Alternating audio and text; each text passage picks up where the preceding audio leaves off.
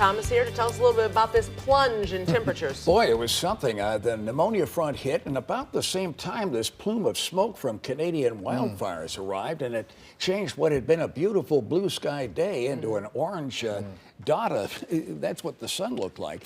Look at this satellite imagery. This is really cool. You can see the smoke coming out of Canada across our area. And what follows here is a computer forecast of how this smoke will move over the next couple of days. Right there, that's both the Weather Service and Environment Canada run these models that tell you where the smoke plumes are going to go. And notice that we're on the receiving end of that.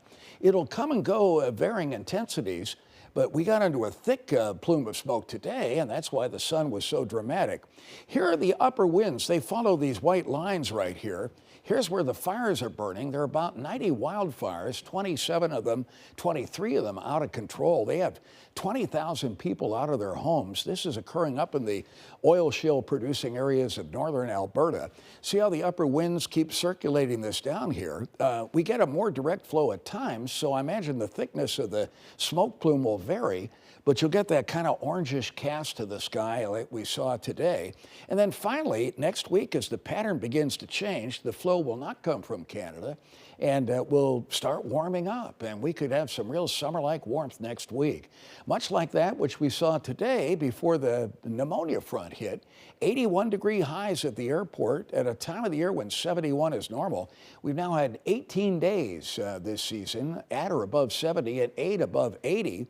Compare that to what we had in the way of 70s and 80s last year, and we're running ahead of the curve. Here's the extent of the warm air, but it's this cool air mass up to the north that had Sault Ste. Marie at 60 degrees, which is at the southern flank of this cool air pool that decided to ride down this north wind right the length of the lake into the city. So we're at 55 tonight. It's only 35 up at Marquette. It's amazing the state of numerical modeling technology that we saw this feature clearly laid out by our models 2 days ahead of time, and it was right down to the hour it arrived in these models were in predicting this front. Here's why it's so cool. The flow is coming down 280 miles of cool lake water. That gives it plenty of time to transfer some of that wind energy to the lake surface and creates waves. But look how much lower temperatures are tonight than 24 hours ago.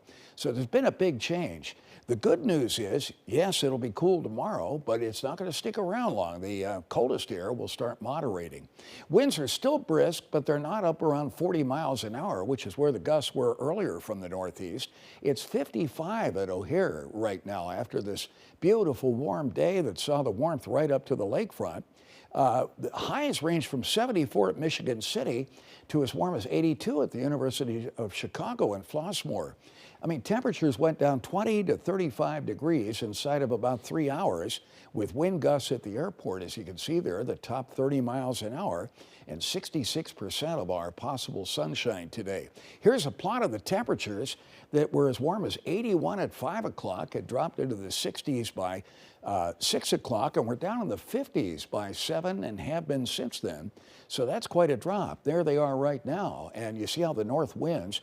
This is where the pneumonia front is right now. It's blown through the area. It's taken the 80-degree highs and brought cool air in the wake of it.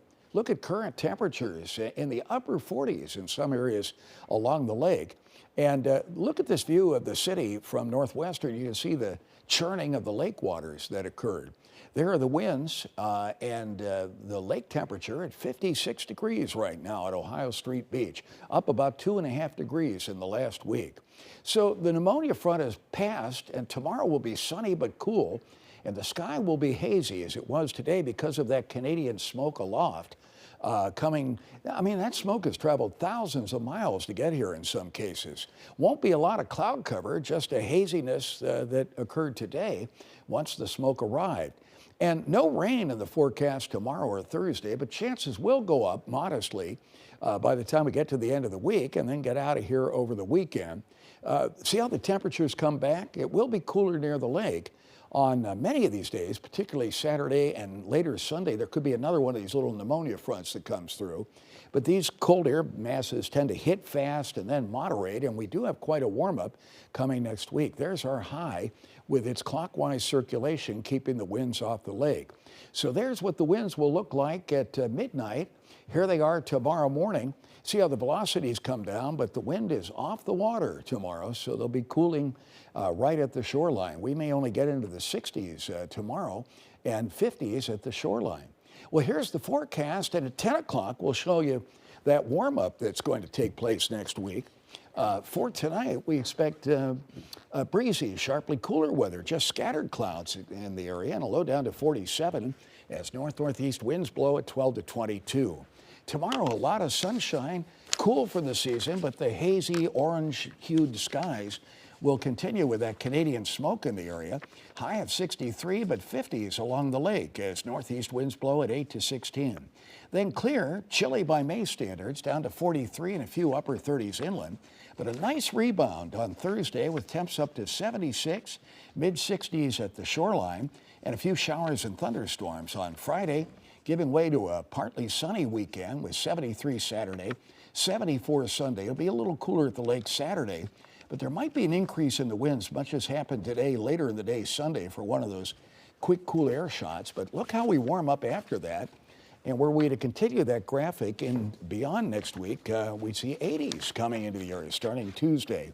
Hey, a couple of pictures from our viewers. Jenny Cook caught the sun there.